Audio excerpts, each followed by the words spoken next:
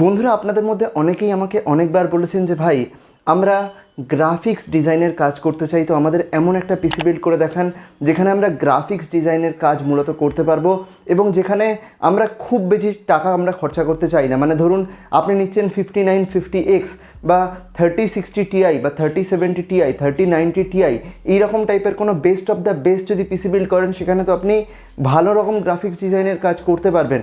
কিন্তু আপনি যদি মোটামুটি একটা বাজেটে থেকে এমন একটা পিসি বিল্ড করেন যেখানে সব রকমের গ্রাফিক্স ডিজাইনের কাজ উইদাউট এনি হেজিটেশন আপনি করতে পারবেন, তাহলে আজকের এই ভিডিওটা আপনাদের জন্য। ভিডিও শুরু করার আগে আমি বলে দিই যে এখানে মূলত যেসব গ্রাফিক্স সফটওয়্যারের কথা মাথায় রেখে করা হয়েছে সেগুলোর মধ্যে ফটোশপ রয়েছে, অ্যাডোব ইলাস্ট্রেটর রয়েছে, তাছাড়াও রয়েছে অ্যাডোব আফটার এফেক্ট, তাছাড়াও গিম্প রয়েছে, ব্লেন্ডার রয়েছে, এরকম বিভিন্ন ধরনের সফটওয়্যার যেগুলো আমরা মূলত কাজ করি গ্রাফিক্স ডিজাইনের জন্য, তাদের কথা মাথায় রেখে আজকের এই পিসি বিল্ডটা করা হয়েছে। সেজন্য বন্ধুরা আজকের এই ভিডিওটা আপনারা দেখবেন পুরোটা, কারণ এখানে কোন পার্টকে কেন ইউজ করলাম, তাছাড়াও এর কী অল্টারনেটিভ আপনারা ইউজ করতে পারবেন সেগুলো সমস্ত আজকের এই ভিডিওতে বলা হবে। সেজন্য বন্ধুরা আজকের এই ভিডিওটা আপনারা দেখবেন পুরোটা। আশা করছি আপনাদের ভালো লাগবে এবং আপনাদের কনফিউশন দূর হয়ে যাবে।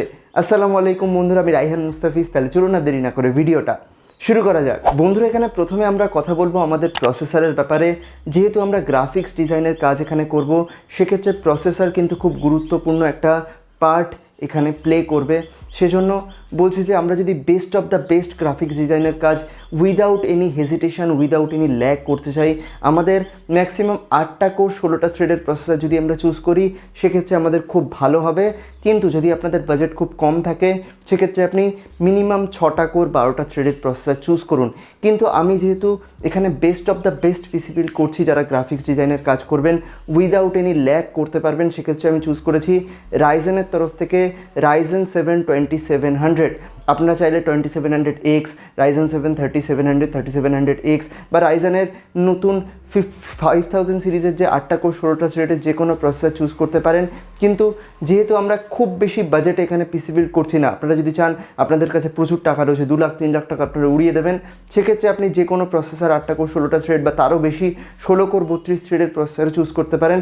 কিন্তু আমরা চুজ করেছি Ryzen 7 2700, যেটা একটা 8টা কোর 16টা থ্রেডের প্রসেসর, যেখানে জেন প্লাস আর্কিটেকচারের উপর বেসড এই প্রসেসরটা তৈরি রয়েছে, যেটা একটা 12 ন্যানোমিটার ফিনফেট টেকনোলজি। তাছাড়াও এই প্রসেসরটাতে মিনিমাম ফ্রিকোয়েন্সি রয়েছে 3.2 গিগাহার্জ থেকে বুস্ট ফ্রিকোয়েন্সি 4.1 গিগাহার্জ অবধি। মাত্র 65 ওয়াটের টিডিপিতেই এই প্রসেসরটা চলে যায়। তাছাড়াও এই প্রসেসরে AMDর তরফ থেকে একটা সুন্দর দেখতে কুলারও আমাদের দিয়ে দিয়েছে। যেহেতু আমাদের বাজেট খুব বেশি নয় এবং আমরা ওভারক্লকিং খুব একটা করব না, সেক্ষেত্রে আমরা কিন্তু আলাদা করে কোনো কুলার এখানে ইনক্লুড করলাম না। কিন্তু যদি আপনি ওভারক্লক করতে চান এই 2700 প্রসেসরটাকে, আপনি কোনো AIO মানে লিকুইড কুলার বা আপনি চুজ করতে পারেন ভালো কোনো ধরনের এক্সটার্নাল এয়ার কুলার আপনি চুজ করতে পারেন, কোনো টাওয়ার এয়ার কুলার চুজ করতে পারেন, কিন্তু আমরা এখানে স্টক কুলার দিয়েই কাজ চালাবো। তাছাড়াও এই প্রসেসরটা 16 MB L3 ক্যাশের সঙ্গে আসে, যেটা 8 MB করে দুটো ক্লাস্টারে ডিভাইড করা রয়েছে। তাছাড়াও এই প্রসেসরটাতে 2933 মেগাহার্জের অবধি র্যামকে সাপোর্ট করে, মানে 3000 মেগাহার্জ অবধি র্যামকে আমাদের অবশ্যই লাগাতে হবে। তাছাড়াও সেটাকে কিন্তু অবশ্যই ডুয়েল চ্যানেলে লাগাতে হবে। সেটার কথা যখন র্যামকে আমরা আলোচনা করব, কত জিবি র্যাম আমরা লাগাচ্ছি সমস্ত আলোচনা সেখানে করা হবে। তাছাড়াও যদি কথা বলি আপনারা এখানে কী ধরনের পারফরমেন্স পাবেন, আপনারা গ্রাফিক্স ডিজাইনের যত রকম সফটওয়্যার রয়েছে হাইয়েস্ট অফ দ্য হাইয়েস্ট যদি সেখানে তার উপর লোড দেন 2700 কিন্তু আরামসে সেটাকে সামলে দেবে। যদি আপনি আরও ফাস্ট পারফরমেন্স চান সেক্ষেত্রে আপনি 3700 বা ভালো আরও কোনো প্রসেসরের দিকে ইনভেস্ট করতে পারেন। কিন্তু আমার মতে মিনিমাম এখানে আপনাদের 2700 Ryzen 7 2700-এর সঙ্গে যাওয়া উচিত, যেটা 19,000 থেকে 19,500 টাকায় ইন্ডিয়ান এবং বাংলাদেশের মার্কেটে আপনারা পেয়ে যাবেন। কিন্তু আপনারা যদি গেমিং করতে চান, ভিডিও এডিটিং করতে চান, সেটাও এই প্রসেসরে করতে পারবেন। কিন্তু আপনারা যদি মূলত গেমিংয়ের কথা মাথায় রেখে করেন সেক্ষেত্রে এই প্রসেসরটা আপনাদের জন্য নয় এবং এই পিসি বিল্ডটাও আপনাদের জন্য নয়। বন্ধুরা এরপর কথা বলবো আমরা আমাদের মাদারবোর্ডের ব্যাপারে। যেহেতু আমরা রাইজেনের 2000 সিরিজের একটা প্রসেসর চুজ করেছি, তো সেক্ষেত্রে B450 চিপসেট এটার জন্য মোর দ্যান এনাফ হবে। আপনারা চাইলে X470 বা যে কোনো চিপসেটের দিকে যেতে পারেন, তবে আমরা এক্ষেত্রে চুজ করেছি একটা B450 চিপসেটের উপর বিল্ড এবং এখানে আমরা চুজ করেছি অত্যন্ত পপুলার, অত্যন্ত লেজেন্ডারি, যেটা রয়েছে অ্যাস্ট্রকের তরফ থেকে B450 স্টিল লেজেন্ড, যেটা আমি আপনাদের প্রায় সময় রেকমেন্ড করে থাকি। কারণ আমরা যখন ভিডিও এডিটিং করব বা গ্রাফিক্স ডিজাইনের কোনো কাজ করব, সেক্ষেত্রে আমাদের স্টোরেজ বা NVMe স্টোরেজ বেশি দরকার হতে পারে। আমরা একটা জায়গায় দুটো NVMe স্লট হয়তো ইউজ করতে পারি। সেক্ষেত্রে এই যে মাদারবোর্ডটা রয়েছে সেখানে কিন্তু দুটো NVMe স্লট রয়েছে এবং তার মধ্যে একটা NVMe স্লটে আপনি সেপারেট হিট সিঙ্ক পেয়ে যাবেন, যাতে আপনারা NVMeটাকে যখন খুব বেশি পরিমাণে ইউজ করবেন, সেটা যদি গরম হয়ে যায় তো হিট সিঙ্কের সাহায্যে সেখানে কিছুটা পরিমাণ হিট কিন্তু ডিসিপেট করতে পারবে। তাছাড়াও এই যে মাদারবোর্ডটা রয়েছে B450 চিপসেটের উপর বিল্ড, এখানে আপনারা পেয়ে যাবেন 4টে র্যাম স্লট, অবশ্যই ডুয়েল চ্যানেলের সাপোর্ট এখানে পাবেন। এছাড়াও এই যে মাদারবোর্ডটা রয়েছে এখানে কিন্তু 3.1 USB 3.1 জেনারেশন 2 এর USB-A পোর্টও পাবেন এবং USB Type-C পোর্টও এখানে পেয়ে যাবেন। তাছাড়াও এই মাদারবোর্ডে যে অ্যালুমিনিয়াম ও অ্যালয় হিটসিঙ্কের ইউজ করা হয়েছে, যেটা অত্যন্ত ভালো পারফরমেন্স আপনাদের দেবে। তাছাড়াও এখানে যে ক্যাপাসিটার ইউজ করা রয়েছে, যেটা হচ্ছে 100% জাপানিজ ক্যাপাসিটার, যেটা আপনাদের অত্যন্ত ভালো পারফরমেন্স দেবে। যদি আপনি হালকা ফুলকা ওভারক্লকিংও করতে চান, ভালো একটা এখানে যদি কুলার ইউজ করেন, সেক্ষেত্রে আরামসে এই প্রসেসরটাতেও করতে পারবেন। অত্যন্ত সুন্দর এই মাদারবোর্ডটা, এবং এই মাদারবোর্ডটা ইন্ডিয়ান মার্কেটে মোটামুটি 8,000 8,500 টাকা এবং বাংলাদেশের মার্কেটে মোটামুটি 10 থেকে 11,000 টাকার মধ্যে আপনি পেয়ে যাবেন। যদি আপনি অন্য কোনো চিপসেটের উপর মাদারবোর্ড কোনো কিনতে চান, সেক্ষেত্রে আপনাদের বাজেট অনেক বেশি হয়ে যাবে। সেক্ষেত্রে Ryzen 7 2700-এর জন্য মিনিমাম যে মাদারবোর্ডটা আমি রেকমেন্ড করবো সেটা হচ্ছে এটা, যেটা আপনাদের একদম প্রসেসরকে পুরোপুরি সাপোর্ট দেবে। বন্ধুরা, এরপর কথা বলবো আমরা আমাদের র্যামের ব্যাপারে। বন্ধুরা, এখানে আমি আপনাদের ভিডিও শুরু করার আগেই বলে দিই, র্যামের ব্যাপারে আলোচনা করার আগেই বলে দিই, এখানে অবশ্যই যদি গ্রাফিক্স ডিজাইন আপনাকে একদম best of the best, highest of the highest লেভেলে করতে চান, আফটার এফেক্টে বেস্ট অফ দ্য বেস্ট কাজ করতে চান, সেক্ষেত্রে 32 GB হচ্ছে রেকমেন্ডেড। মানে যদি একটার থেকে বেশি 2-3টে অ্যাপ একসঙ্গে খুলে রাখলেন ব্যাকগ্রাউন্ডে, একদম যত ইচ্ছা কাজ করছেন, 32 GB হচ্ছে রেকমেন্ডেড গ্রাফিক্স ডিজাইনের জন্য। কিন্তু যেহেতু আপনি প্রথমে শুরু করছেন, আপনি 16 GB দিয়ে শুরু করুন। যদি মনে হচ্ছে যে আপনার কাজে আরও বেশি র্যামের প্রয়োজন হচ্ছে, আমরা দুটো 8GB এখানে লাগাবো, আরও এখানে যেহেতু 4টে স্লট রয়েছে, বাকি দুটো 8GB করে লাগিয়ে দিলে এখানে কাজ চলে যাবে। তবে আমি আপনাদের একটা জিনিস অবশ্যই র্যাম কেনার আগে সাজেস্ট করব, আপনি যে কোম্পানির র্যাম এখন কিনছেন, যে কোম্পানি যে মডেল কিনছেন, যে মেগাহাজের র্যাম কিনছেন, যে টাইমিংয়ের র্যাম কিনছেন, এক্স্যাক্টলি সেম মডেল, সেম ব্র্যান্ডের সেম মডেল যেন আবার পরে যখন কিনবেন র্যাম সেটা যেন সেম হয়। যদি অন্য কোনো কিনে ফেলেন, সেক্ষেত্রে কিন্তু অনেক রকমের ইস্যু, যেমন ব্লু স্ক্রিন ইস্যু, এগুলো আসতে পারে। আপনারা যদি চান যে কীরকম ধরনের ইস্যু আসে ডিফারেন্ট টাইপ অফ র্যাম লাগালে, সে নিয়ে নিচে কমেন্ট করুন, আমি একটা সেপারেট ভিডিও বানানোর অবশ্যই চেষ্টা করব। তবে আমরা এই যে গ্রাফিক্স ডিজাইনের ওপর পিসি বিল্ড করছি, এটার জন্য আমরা চুজ করেছি কর্সিয়ারের তরফ থেকে ভেনজেন্সের LPX-এর 8GB এর দুটো কিট, যেটা 3200 মেগাহার্জের ওপর ক্লকড। আপনারা অনেকেই বলবেন যে 3000 মেগাহার্জ তো সাপোর্ট করে, কেন 3200 মেগাহার্জ? কারণ প্রাইসিং এখানে প্রায় সেম। সেক্ষেত্রে আমরা 3000 মেগাহার্জ না চুজ করে 3200 মেগাহার্জের র্যামকে চুজ করলাম, যেটা ইন্ডিয়ান মার্কেটে 4000 টাকা করে দুটো 8000 টাকা, এবং বাংলাদেশে 4300 4400, মানে মোটামুটি দুটো র্যাম কিনতে গেলে এখানে আপনাদের 4600 থেকে 4800 টাকা খরচা পড়ে যাবে বাংলাদেশে, এবং 8000 টাকার মধ্যে ইন্ডিয়ান মার্কেটে পেয়ে যাবেন, যেটা টাইমিংও খুব ভালো। এটা টাইমিং রয়েছে 16 20 20 38, এবং এই যে র্যামটা রয়েছে এটাতে অ্যালুমিনিয়াম অ্যালয়ের হিট সিঙ্ক ইউজ করা রয়েছে, যার ফলে এই র্যামটা যদি খুব বেশি হিট আপ হয়ে যায়, সেক্ষেত্রে হিট ডিসিপেশন ক্ষমতাও খুব ভালো। অনেকক্ষণ ধরে যদি লং টার্ম আপনি ইউজ করেন, সেক্ষেত্রে খুব ভালো পারফরমেন্স এখানে আপনি পেয়ে যাবেন। বন্ধুরা, এরপর কথা বলবো আমরা খুব একটা ক্রিটিক্যাল কম্পোনেন্টের ব্যাপারে, যেটা হচ্ছে আমাদের গ্রাফিক্স কার্ড। বর্তমানে ইন্ডিয়ান এবং বাংলাদেশের মার্কেটে আমরা জানি গ্রাফিক্স কার্ডের প্রাইস অনেকটা বেড়ে রয়েছে। সেক্ষেত্রে আমরা অনেকেই আমাদের পছন্দের গ্রাফিক্স কার্ড বাই করতে পারছি না। তবে এই যদি গ্রাফিক্স ডিজাইনের জন্য পিসি বিল্ড করেন, গ্রাফিক্স কার্ডও কিন্তু খুব গুরুত্বপূর্ণ এখানে ভূমিকা পালন করবে। বিশেষ করে অ্যাডোবের যে সফটওয়্যারগুলো, সেখানে তো পরিষ্কারভাবে বলে দিয়েছে মিনিমাম এখানে 1660 গ্রাফিক্স কার্ড রেকমেন্ডেড। যদি আপনি Adobe Premiere Pro, Adobe Photoshop, Adobe Illustrator এবং আফটার এফেক্টে বেস্ট অফ দ্য বেস্ট পারপাসের জন্য ইউজ করতে চান, বিশেষ করে অ্যাডোব আফটার এফেক্ট যদি ইউজ করতে চান, best of the best performance পেতে চান, সেখানে আপনাদের রেকমেন্ড করছে 1660 গ্রাফিক্স কার্ডটা।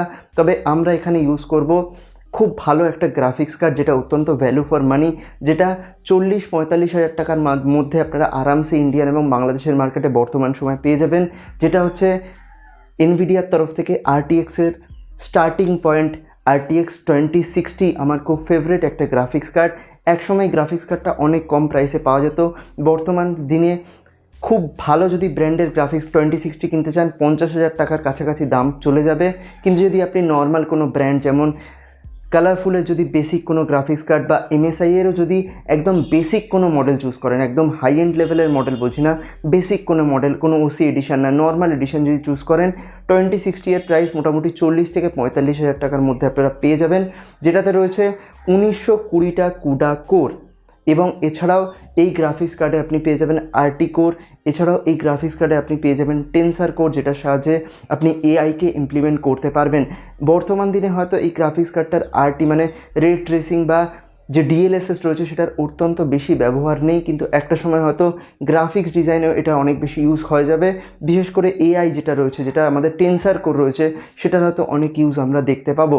সেক্ষেত্রে আমি রেকমেন্ড করবো আপনারা 2060 এর দিকে যান। যদি এত দাম দিয়ে পিসি বিল্ড করছেন সেক্ষেত্রে গ্রাফিক্স কার্ডও একটা ভালো অবশ্যই চুজ করুন, কারণ গ্রাফিক্স কার্ড খুবই ইম্পর্ট্যান্ট। এবং মিনিমাম যে VRAMটা এখানে নিডেড সেটা হচ্ছে, ওরা বলছে মিনিমাম 4GB VRAM নিডেড। সেক্ষেত্রে আমরা 2060কে যদি চুজ করি, এখানে যে 6GB VRAM রয়েছে সেটাও মোর দ্যান এনাফ হবে। তাছাড়াও এই যে গ্রাফিক্স কার্ডটা রয়েছে সেটাতে 192 বিটের মেমোরি ইন্টারফেস ওয়াইডস রয়েছে, যেটা খুব ভালো একটা পারফরমেন্স আপনাদের দেবে।